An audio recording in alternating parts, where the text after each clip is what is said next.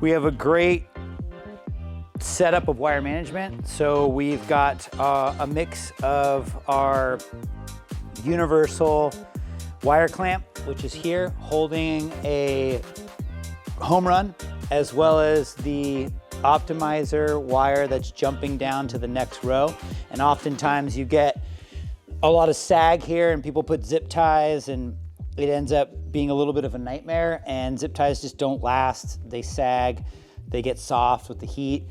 This allows you to put some nice retention on it, but not stress the wire, and it's gonna hold up for the life of the system. So we have one up here as well.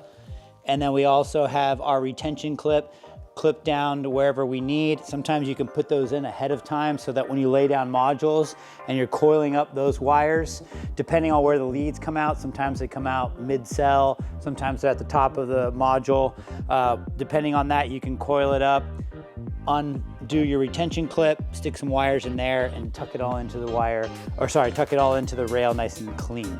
So we've got all the mids and ends staged, and we're ready to load the rest of the modules and do all the wire management as we go.